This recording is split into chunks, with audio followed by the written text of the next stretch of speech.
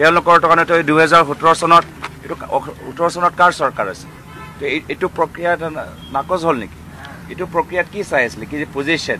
specialisation BTech cut off mark 78% date time 1801 এইটো office director of technical education Kahilipara তো এইটো কি হ'ল এইটো কি ওলালে এইটো ভুৱা নেকি পলিটেকনিকত পঢ়োৱা শিক্ষকসকলৰ যদি আমি সমস্যা সমাধান কৰিব নোৱাৰোঁ তেতিয়া বাহিৰৰ ল'ৰাখিনিয়ে এইবোৰ চব কমপ্লিট সোমাব আমাৰ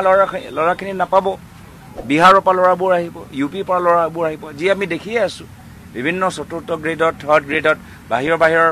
আমি ডাঙৰ PhDত কি দেখি আছোঁ যে বাহিৰৰ ল'ৰা ছোৱালীবোৰ সুবিধা পাই আছে চৰকাৰে ইমান ডাঙৰ কথাবোৰ কয় যে আমি ইমান কোটি টকা আনিব পাৰোঁ আমি ঋণ ল'ব পাৰোঁ যদি আৰ্থিক সংকট নাই তেতিয়া 64 টিচাৰ্ছক তেওঁলোকে জব ছিকিউৰিটি কিয় দিব পৰা নাই শোণিতপুৰত পঢ়াই আছে শিৱসাগৰত পঢ়াই আছে ডিব্ৰুগড়ত পঢ়াই আছে বাক্সাত পঢ়াই আছে তো তেওঁলোকেতো অপৰাধী নহয় তেখেতৰ লগত সংঘাতৰ ৰাস্তা কিয় বৰ্তমান চৰকাৰে লৈছে যদি মুখ্যমন্ত্ৰী যথেষ্ট দক্ষ মুখ্যমন্ত্ৰী বাৰম্বাৰ ভুল তথ্য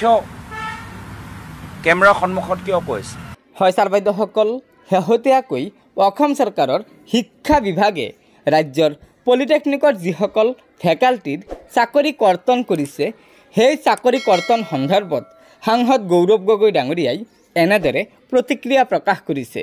গৌৰৱ গগৈ ডাঙৰীয়াই অসম চৰকাৰক আহ্বান জনাইছে যে এই চাকৰি কৰ্তন কৰা পলিটেকনিকৰ ফেকাল্টিসকলক পুনৰ চাকৰিত নিযুক্ত কৰিব লাগে গতিকে ছাৰ বাইদেউসকল এই সন্দৰ্ভত অসম চৰকাৰে কি সিদ্ধান্ত লয় সেয়া আমাৰ বাবে লক্ষণীয় হ'ব যিহেতু মুখ্যমন্ত্ৰী ডাঙৰীয়াই এই সন্দৰ্ভত প্ৰতিশ্ৰুতি দি কৈছে যে এইসকল ফেকাল্টিক পুনৰ চাকৰিত নিযুক্ত কৰা হ'ব কিন্তু কিছু সময় লাগিব